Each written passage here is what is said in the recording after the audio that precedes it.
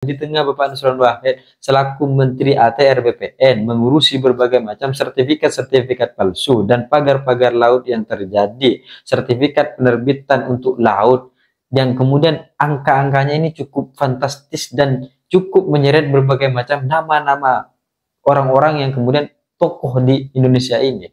Di Pak Nusron Wahid ini kan juga di Bekasi menemukan sekitar 581 hektar. Wah, ini sertifikat.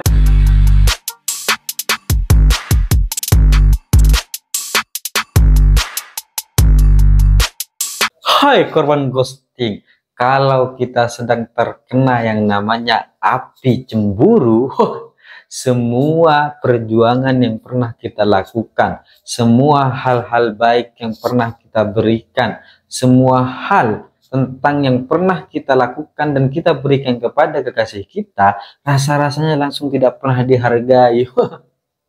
Karena kalau sampai pada titik api cemburu ini bisa muncul, berarti kan ada satu titik yang kemudian penghargaan itu hilang, respeknya hilang kepada pasangannya gitu, baik itu laki-laki atau perempuan, sudah terbakar semuanya. Maka satu yang akhirnya meluap adalah tentang kehilangan semua rasa sayangnya dan hanya ada emosi yang menggumpal.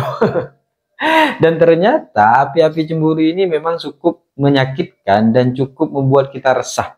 Tapi yang kemudian juga menjadi pertanyaan adalah ketika ada api di kantor kementerian ATR BPN. Ini yang repot gitu kan. Lebih baik kayaknya kita mending kebakar api cemburu deh daripada kantor ATR BPN ini kebakaran. Karena di sana ada banyak hal yang kemudian sedang dilakukan. Memang dalam berbagai macam berita-berita yang ada, tidak ada satupun korban jiwa yang terjadi atau yang berasal dari akibat kebakaran di gedung Kementerian ATR BPN ini. Gak ada gitu. Tapi meskipun gak ada korban jiwa, kok rasa-rasanya ada yang hilang ya. Gak tahu nih apa yang hilang gitu kan. Jadi kejadian kebakaran yang kemudian terjadi di kantor ATR BPN ini kan terjadi baru tadi malam gitu. Kalau kita lagi menikmati malam mingguan, kantor ATR BPN lagi main api unggun.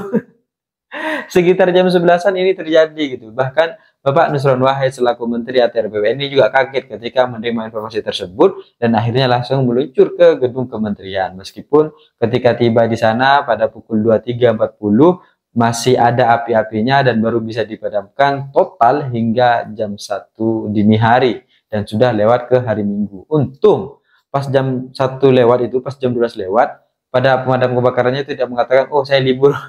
Kan repot kalau bilang saya libur hari Minggu, agak jadi itu kebakaran semuanya nanti itu. Dan yang hilang dari berbagai macam kebakaran itu kan akhirnya nanti akan ada banyak hal gitu kan. Dan setidaknya ada dua dugaan kenapa akhirnya kebakaran ini bisa terjadi.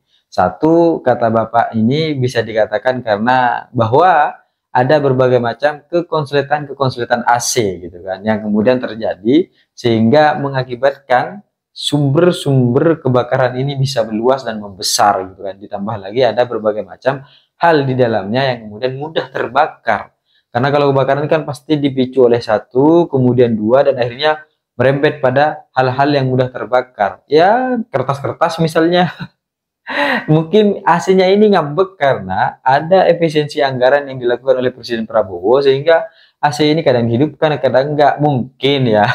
Enggak, ini bercanda. Yang kedua, kata Bapak Nusron Wahid, ini akibat mungkin dugaannya ada berbagai macam komputer-komputer yang lupa dimatikan oleh para staf sehingga akhirnya di sana menjadi pemicu kebakaran ini terjadi gitu. Meskipun sampai sekarang belum ada keterangan resmi kenapa akhirnya gedung Kementerian ATR BPN ini terjadi kebakaran. Tapi kejadian ini nih penuh dengan berbagai macam kebetulan gitu. Seperti kita yang kemudian kebetulan ketemu mantan, kita yang kebetulan ketemu orang dan tiba-tiba kita langsung jatuh cinta. Ada banyak kebetulan yang kemudian akhirnya menghantarkan ini semua pada satu pandangan-pandangan yang negatif gitu. Karena kebetulannya adalah kenapa akhirnya kejadian ini bisa ada kebakaran, ya kan? Bisa terjadi kebakaran di tengah Bapak Nusron Wahid sedang mengurusi berbagai macam urusan sertifikat laut gitu. Mulai dari kasus Laut Tangerang sampai daerah Bekasi yang bahkan sebenarnya secara total jumlah luasan ini lebih fantastis. Ini nggak tahu kebetulan macam apa gitu kan, di tengah Bapak Nusron Wahid selaku Menteri ATR BPN mengurusi berbagai macam sertifikat-sertifikat palsu dan pagar-pagar laut yang terjadi, sertifikat penerbitan untuk laut yang kemudian angka-angkanya ini cukup fantastis dan cukup menyeret berbagai macam nama-nama orang-orang yang kemudian tokoh di Indonesia ini. Di tengah itu semua dilakukan, ada kebakaran yang terjadi. Kita kan jadi banyak curiga yang akhirnya muncul gitu kan. Dan ada banyak pertanyaan-pertanyaan yang kemudian ini gimana nih gitu. Kalau sampai misalnya dari kebakaran-kebakaran ini kemudian akhirnya berbagai macam berkas yang selama ini telah dilakukan, selama ini ingin diselidiki, ini malah gak bisa gitu, malah hilang berkasnya. Ini kan repot gitu kan. Kita sedang ingin menyelidiki berbagai macam latar belakang dari kekasih kita, tapi sebelum kita ingin melamar, sebelum kita sampai pada penelitian yang selesai terkait dengan latar belakangnya, tiba-tiba kita sudah ditinggal. Kan repot gitu, hilang tanpa kabar kasih kita. Dan ini juga repot kalau akhirnya berbagai macam kasus-kasus ini hilang tanpa kabar karena berkas-berkasnya hilang. Bahaya ini gitu kan. Ini kan repot akhirnya kalau nanti di berbagai macam konvensi-konvensi yang dilakukan, itulah pernyataan yang kemudian keluar. Dan kita tahu bersama bahwa selama ini misalnya di PIK 2 Pagar Laut Tangerang ini kan menyeret nama-nama besar seperti Pak Aguan, Pak Jokowi, ini kan diseret namanya gitu kan, sampai ada beberapa yang melaporkan terkait dengan kasus-kasus itu. Pihak kepolisian sampai sekarang juga tidak ada kepastian bagaimana perkembangan dan sebagainya. Dan pembatalan-pembatalan sertifikat juga sudah dilakukan, meskipun tahap-tahapannya juga sedang dalam proses oleh Bapak Nusron Wahid. Dan satu yang kemudian juga menjadi pertanyaan di kasus yang kemudian ada di Bekasi, Pak Nusron Wahid ini kan juga di Bekasi menemukan sekitar 581 hektar. Wah, ini sertifikat palsu macam apa ini? 581 hektar gitu kan. Kan banyak sekali gitu.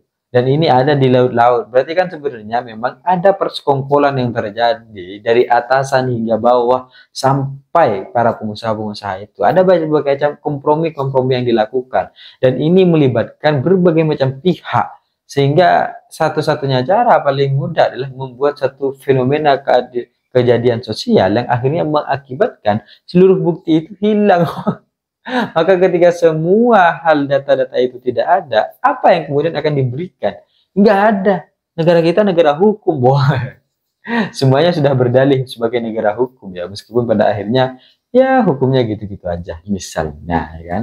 Jadi padahal sebenarnya memang Bapak Nusron Wahid ini kan memang akhir-akhir ini mengincar oknum-oknum BPN yang main-main soal sertifikat palsu, dan ini akan ditindak secara tegas oleh Bapak Nusron Wahid. Wah, ini kan memang sudah diincar nih oknum BPN-nya ini siapa gitu kan. Kalau bisa sampai ke atas-atasannya juga, apakah kemudian ada keterlibatan gitu. Karena sertifikat-sertifikat 581 hektar ini sudah terbit sekitar 2021 dan juga ada yang kemudian diperbaharui pada 2022. Ini kan ada kisah mantan masa lalu yang membekas dan perlu kita bongkar.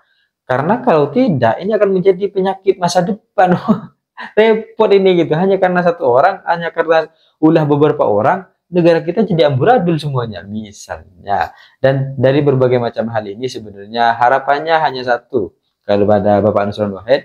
Meskipun akhirnya kita memiliki berbagai macam dugaan-dugaan, prasangka-prasangka terkait dengan berbagai macam proses kebakaran yang terjadi di Kementerian ATR BPN ini, bahwa ya kita bisa menduga rasa-rasanya berkas-berkas itu juga akan ikut terbakar ya kan, bersama dengan api-api yang kemudian melahap dengan nyaman.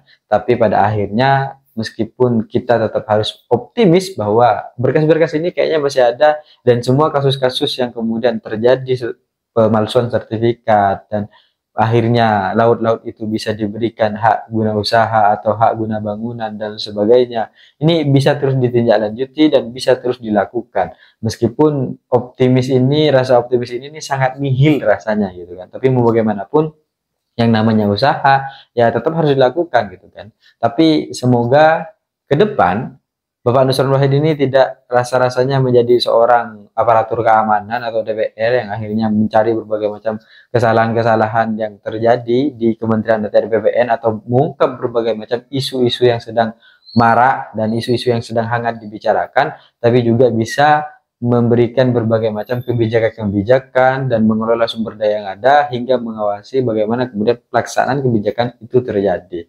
Dan ini yang kemudian perlu diperhatikan, bahwa sudah ada banyak bahan evaluasi yang perlu dilakukan dan sudah ada banyak berbagai macam hal, kejadian-kejadian di luar yang seharusnya bisa dilakukan oleh kementerian atau bahkan oleh orang-orang lembaga-lembaga di bawah Kementerian ATR BPN.